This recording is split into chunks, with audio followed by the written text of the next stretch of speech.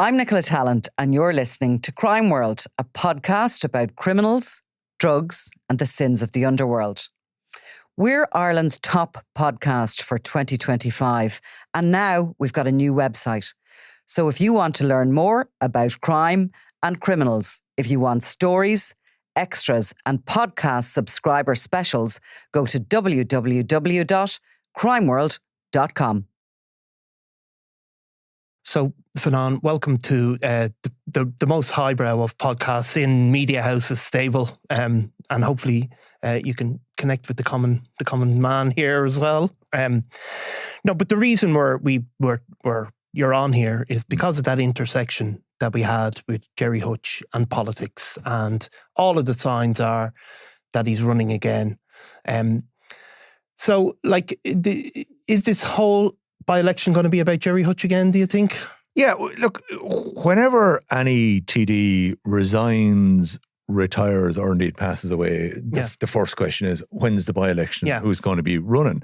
And you immediately look at the previous election and go, well, who nearly missed out? Who barely missed out on winning a seat? So who's the likely contender going to be? And then you start looking at, well, who else will be running, given that the other parties, the other TDs mightn't necessarily be all enthusiastic about somebody strong from their own party coming in, and all those dynamics kick in. So in this case, it's fairly simple. You'd look at it and go, well, the fellow who barely missed out and it really was Gerard The Monk Hutch. And it was a throw of a dice, really, and a couple of transfers. It was and wasn't. Yeah. It was certainly the most exciting, the most exhilarating, the most enthralling count that we had in the general election by far. Yeah. People were literally glued to what was going on, and with good reason. It wasn't just that it was Gerard Hutch, it was the run that he went on in that count. Effectively took everybody by surprise with his first preference vote, because we were there watching it that morning to see what was going on in that constituency. We knew there was a seat up for grabs, and the tally men were coming back going, oh yeah, he's doing well in the north inner city. Oh yeah, he's doing well in the outer suburbs. And then suddenly they were going, well, actually he's doing well everywhere. Yeah. He comes out with just over 3,000 votes. So he's under half a quota. Yeah. So if you get above a half a quota, it's very hard to catch you. Yeah. But he's just underneath that. And he has beaten, on the first count, he's beaten Labour, he's beaten Fianna Fáil, he's beaten the Greens, he's beaten any of the other anti-establishment independents, he's beaten Claire Daly, who was only an MEP 6 months before that. Very high-profile candidates, and he had beaten them on the first count. Now, it's an unusual constituency. It's where I'm from and where I live myself. Like there is the North Inner City part of it that is, certainly been traditionally one of the most deprived areas of the country.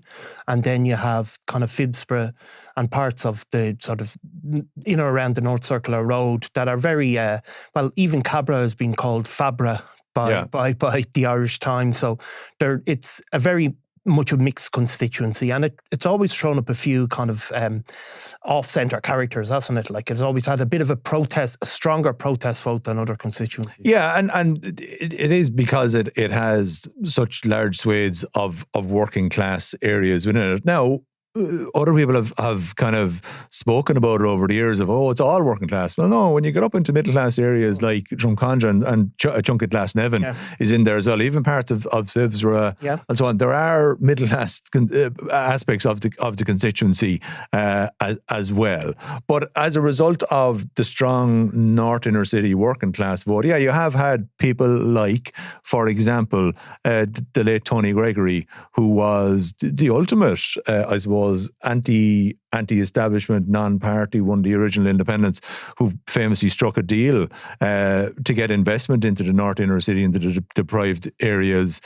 Joe Costello of the Labour Party as well, who's still on the beat, so to speak, as a party activist, very strong in that regard as well. So you did have people like that who were of the working class, and that's where they got their vote from. And it was hard graft as well. They had to get the vote out as well, which involved going out, canvassing the North Inner City flats and making sure that those people came out and voted for them on the day as well. And of course Sinn Féin pre-ceasefire always had one of their biggest votes in the country, and Christy Burke and people like that. And Nicky Keogh. Nicky Keogh came back in 2002 in the halcyon days of the Celtic Tiger. Nicky Keogh came within 50 votes of beating Bertie Ahern's running mate. And this is Bertie Ahern at the height of his powers, Dr. Dermot Fitzpatrick.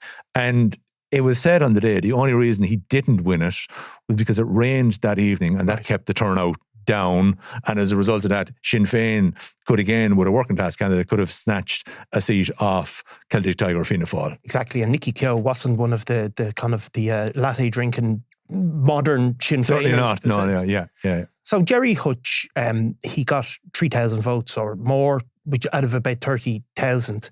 Which is really impressive. It was a very impressive vote. It's just under half a quota, and where he came was 80 to 90% of the people who are elected. It's because they come in the top 3, 4, 5 positions in the constituency. So in this case, it's a 4-seater. He finished 4th on the first count. So there was a strong chance he was going to win that seat, but he was under at half a quota. There wasn't a massive gap between him and the Liberal. What happened over the course of the rest of that day, and this is this week last year, so it's still fresh in the memory, we were watching the lower ranking candidates go out, largely speaking independents, anti-establishment and so on. And the transfers were still going to Gerry Hutch. Absolutely. So that night when the count shut down, Gerard Hutch had a 2,000 vote lead on Marie Sherlock of the Labour Party, who was next in line and was best positioned to launch a challenge against him. No less a figure.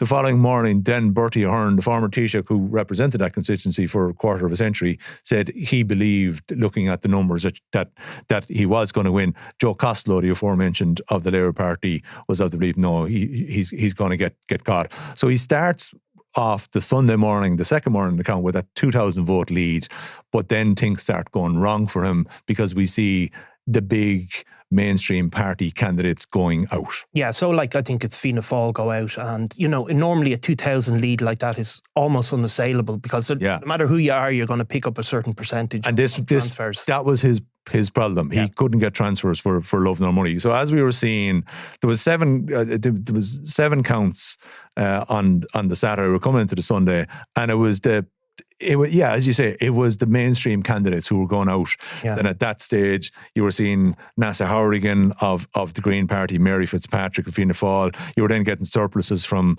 Gary Gannon of the Social Democrats and Pascal Donoghue of Fine Gael, who were elected. So it was all mainstream parties. Kind of getting into middle class territory as well. And over the course of that day on the Sunday, where Marie Sherlock picked up 3,000 transfers from those people, Gerry Hutch got 300. Yeah. So she beat him 10-1 on the transfers. So in the end, she won. I think the margin in the end was 800 or something like that. It was quite a turnaround.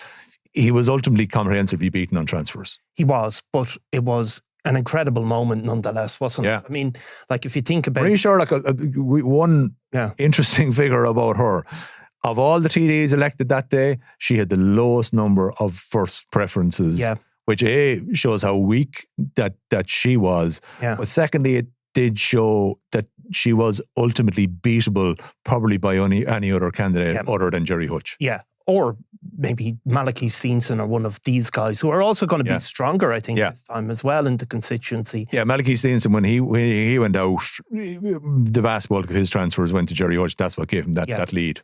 So, I mean, it was an incredible moment though, wasn't it, that election? I mean, if you think we're electing the government, the people who will run this country, all of the permutations that are going to happen over those next few days. But it was all about Gerry Hutch. It was. And even out at the RDS, I was talking to some of the staff there, and they were saying that a couple of factors. There was more press registered than they'd ever had before.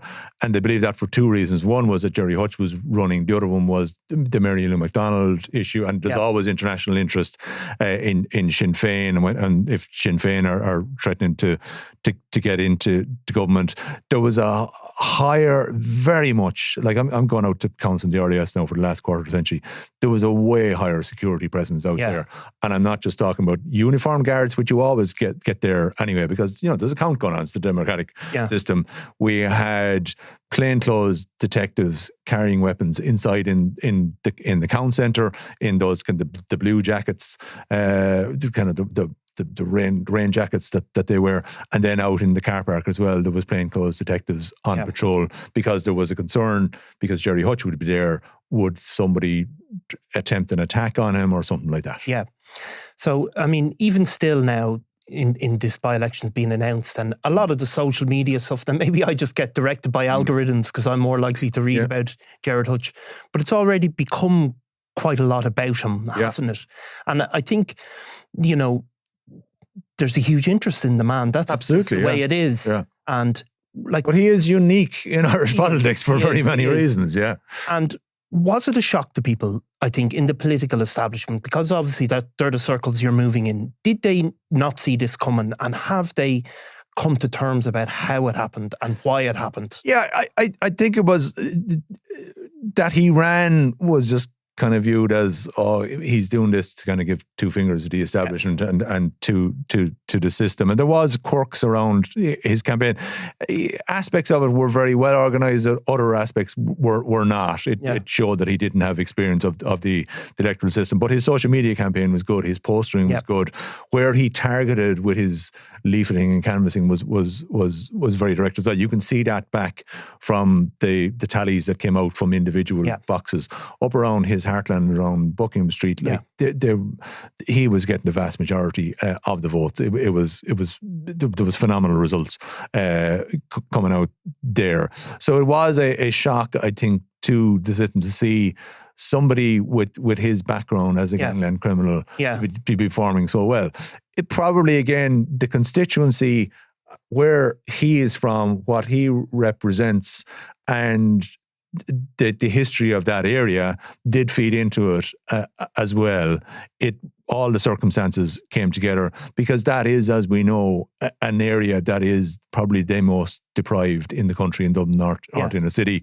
A lot of generational poverty, a lot of generational unemployment, a lot of crime, deprivation, drug problems, addiction problems in the area. And people do feel that they have been abandoned by mainstream Ireland. Yeah, and do you think that the sort of the political establishment understand that that's, because obviously there is deprivation and criminals, but they're not the people necessarily who are voting for Gerry Hutch. The people that are voting for him are the people who are probably the victims of some of those circumstances. And in some way, they're looking at Gerard Hutch and thinking he's the man to represent us. But also in his case, I mean, he did have that Robin Hood figure reputation about him, that he did provide funding and support to community groups, sports clubs and so on over the years. Yeah. So he had a reputation of being somebody, nobody was in any doubt about his criminal background, but people saw, well, look, we're not getting anything off the government, and Gerry Hutch is helping us out to some degree. But you do see in Irish politics now, I think in the last decade, like there is a desire for some people to kick the political establishment. I mean, it's probably always been there, but like that is stronger than ever. Do you think?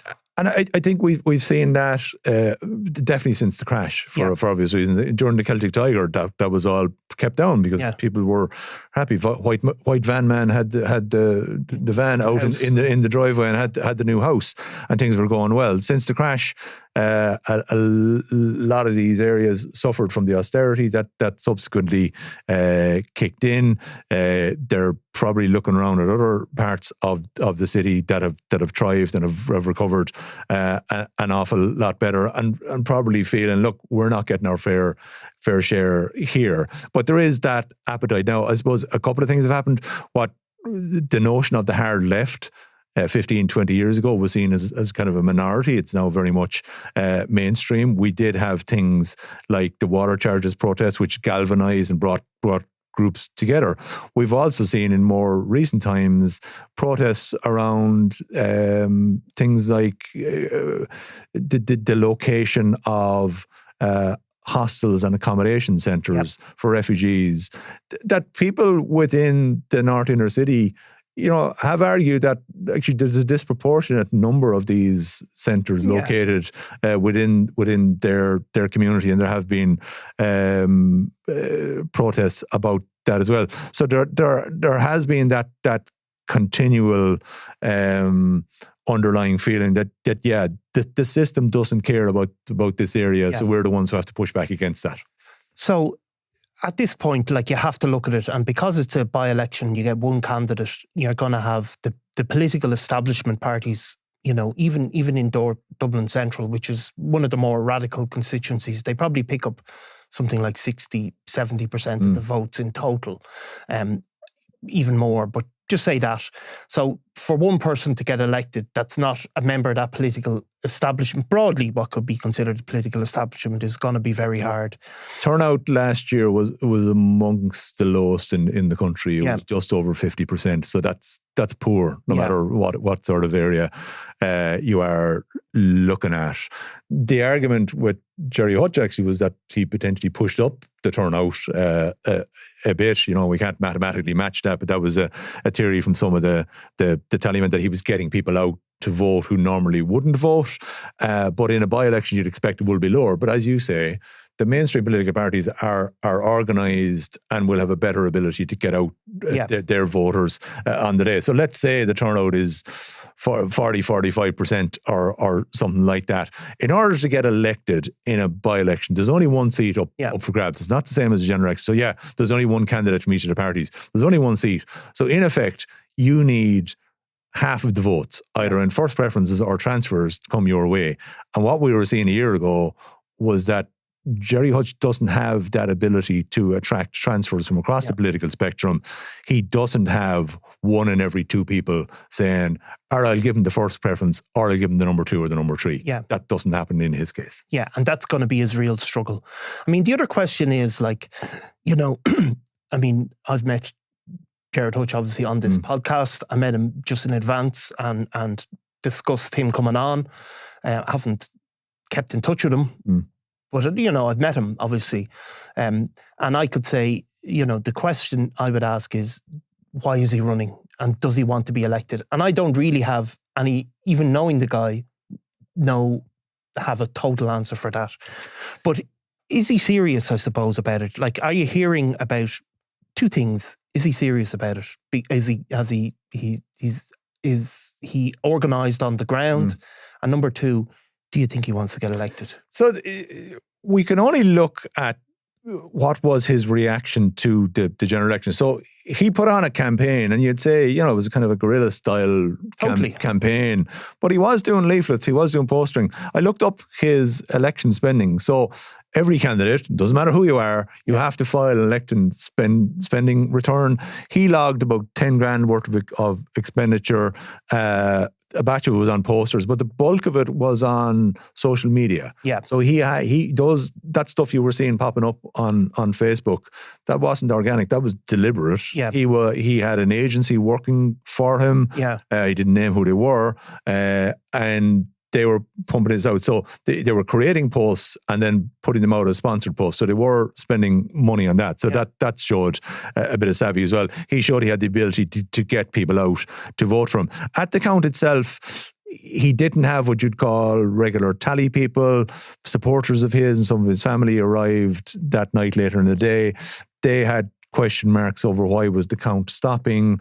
There was kind of, there was doubts being cast over the secure. They were asking, how do we know that the votes aren't going to be tampered with overnight? Yeah. And everybody else in the mainstream were kind of going, of course the votes aren't going to be tampered with. The guards are here minding the votes. Yeah, yeah. But that added to the suspicion of the Hutch crew were going to go, that's even worse. The guards are going to be here. Yeah, yeah. So it just showed the mindset was utterly different to anything else involved in the election. After the election, though, he did file any statutory returns he had to, and we know that subsequently he was asking around with some experts about how, why did he lose? What did he do wrong? What should he be doing in the future? future. He wrote a piece for a very academic book about the election, put together by a number of academics, including Owen O'Malley at DCU and Teresa Reid down in UCC, where he wrote about his experience of running in the election and spoke in that about setting up a party and going again.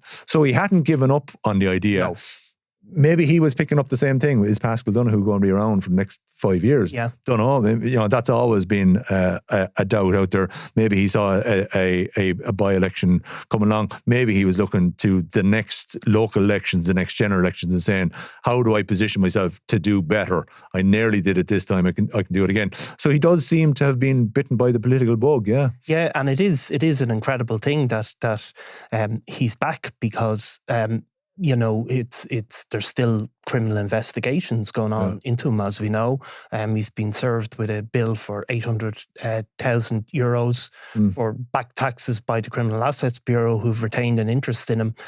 But none of that's a problem, by the way, if you get elected as a TD, because you'd have to have a tax clearance certificate, and you wouldn't be able to get that. So while the Criminal Assets Bureau have got a lien on you, on basically, so there'd be a question mark then.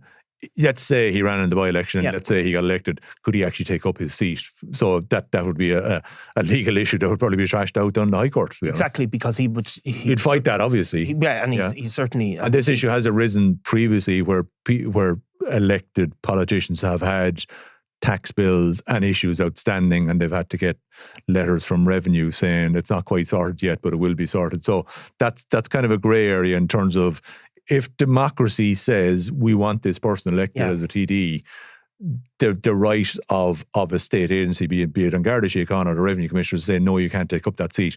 That's something that's a profound constitutional issue, and you'd be down the forecourts with that. Especially since he's just been hit with it, and he would say, well, I haven't had a chance to appeal it or to question this, you know what I mean? So that would definitely be an issue. So I suppose... Plenty of time, by the way, as well. I mean, you've got Paschal Donoghue only stood down 2 weeks ago.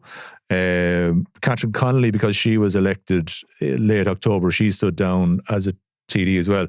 That has an impact because the two by-elections for Galway West, for Catherine Connolly as president, and for Paschal Donoghue in Dublin Central, probably run on the same day. Government has got 6 months from the time of the resignation to call it. So we're probably looking at around about May for these two by-elections to take place, which means Gerry Hutch basically has got those 6 months to get organised.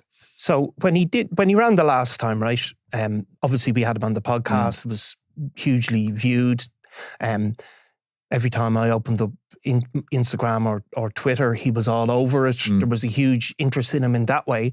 In another way, the sort of political establishment, some of the national media, sort of ignored him, I think, really. Kind of stayed away from him. The political parties didn't want to be getting involved in discussions with or about Gerry. They were taking the view, let's just ignore him and let him be a novelty factor. They didn't anticipate the vote he would get. The signal is there coming back this time is that that's not going to happen. No. People will be out attacking, criticising, scrutinising him and his record, and that they will be making a point of, in effect, pushing back against him. And it's kind of like, I always think, Fionnán, when you get a novelty candidate like Gerard Hutch did prove to be, it's like when you get a footballer who comes on and he comes on the pitch and he's brilliant and he gets this kind of wave of novelty reporting. Then a couple of years in, the coverage becomes tougher and harder. And also the defence knows how to deal with you after a few games, He will face that, I think, will he? I think he'd face a lot more scrutiny because he's no longer a new, unique, fresh off the boat candidate who nobody rates. You're looking at it now going, a good performance for him. He could end up in the top 3 candidates. The way things are going to fall is ultimately we're looking at it going, okay, well, surely Sinn Féin, given that Mary Lou McDonald topped the poll, given that this is such a second candidate base for him, Janice Boyle, didn't perform terribly well. She was well down. So there's a question mark over who their candidate? Is it going to be Janice Boylan, who's the North Inner City councillor? Is it going to be Seamus McGrattan, who's the Cabinet councillor, or somebody else? But Sinn Féin will be the favourites going into it. And then you'll have Fianna Fáil, Fine Gael kind of coalescing. But you should have the other left-wing parties ultimately not doing as well as Sinn Féin, but transferring to Sinn Féin. Yeah. So ultimately, that's why everybody's saying, okay, Sinn Féin, after this Catherine Connolly unified left type vibe going on, it should be theirs to win. But is it possible that another independent candidate would come out of nowhere and declare and get in amongst the mix? But that's not quite Hutch, but nonetheless, Gerry Hutch could well, if he does what he did last time, which is stay ahead of all other independents, then could he end up in the mix as a result of that? But again, it would mean that he's in the count towards the end, if not necessarily winning. And I mean, it's an interesting thing as well because he... By the way, that scenario would see him determining who won. Right, okay. Because he'd be the last man eliminated, and that would his transfers go. Yeah. It's an interesting one because...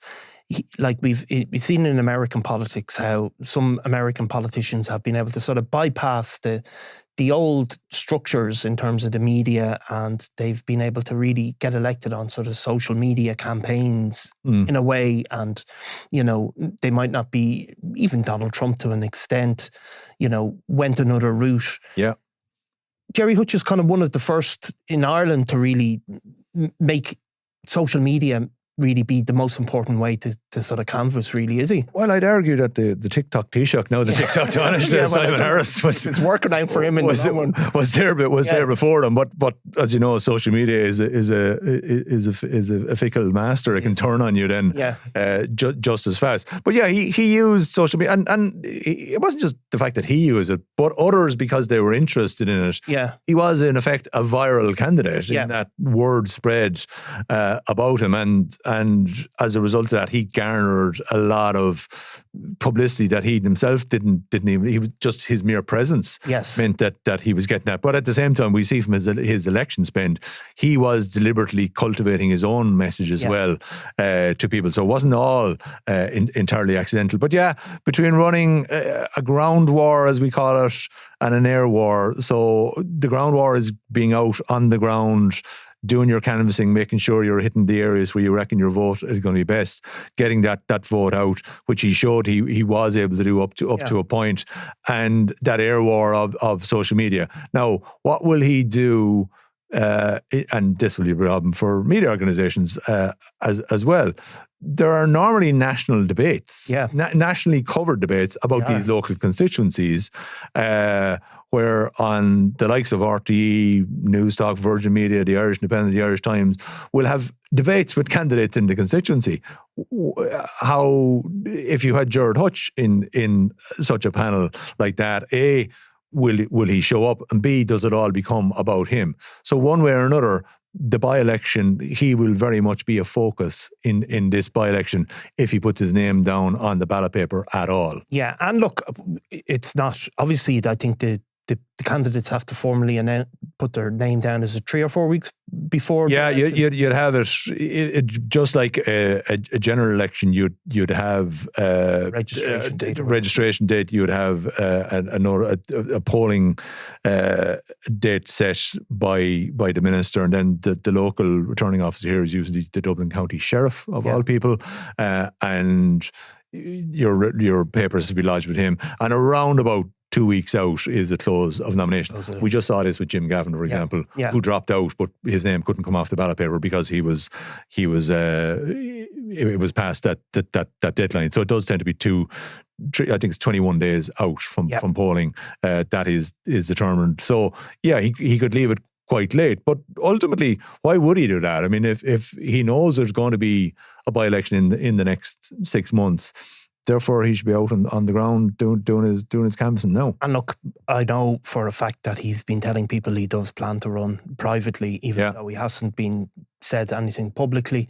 But like, I know that for a fact. So yeah, I think we can say one thing, that if his name is on the ballot, the by-election will all be about Gerry Hutch, rightly or wrongly. I just think that is inevitable. And actually, the poor old people in Galway will get completely overshadowed by this. Nobody will be paying attention to what happens there. There's interesting stuff going to happen in that by-election anyway, in terms of seeing after the Catherine Connolly result, this unified left concept, is that going to work? And can Sinn Féin capitalise upon it? How will Fine Gael do after Paschal Donoghue being gone? You know, there tends to be a bit of a support boost for the party that's giving up the seat. They'll have the sitting Lord Mayor Ray McAdam.